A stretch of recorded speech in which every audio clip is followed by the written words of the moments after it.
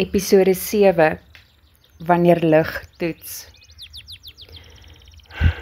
Ek het gedink ek's klaar met dit, met die pyn, met die mense wat soos lesse voel. Maar toe God my weer deur dieselfde situasie stuur, het ek verstaan. Hy toets nie om te breek nie, hy toets my om te wys, jy is nie meer dieselfde nie. Dis nie straf nie, dis bevestiging, want lig toets nie wat hy nie klaar gesmee het nie. Elke siklus wat terugkom is net 'n spieël om jou groei te wys. Ek het hom weer raak geloop, dieselfde soort glimlag, dieselfde beloftes.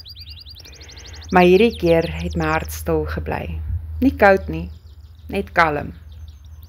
Dis so ek geweet het, die wond is gesond.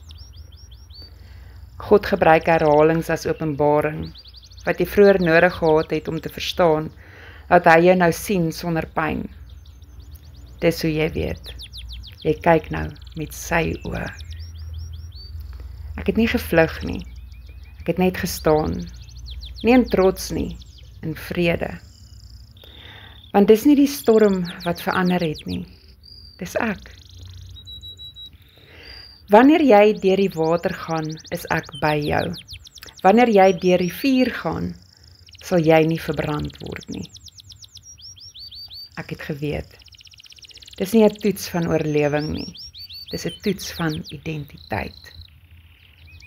God wou hê ek moes sien hoe ver die lig al in my gegroei het.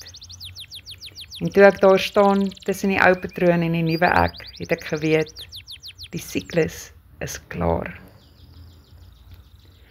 Soms bring God jou terug na die plek waar jy geval het, net om jou te wys, jy val nie meer nie.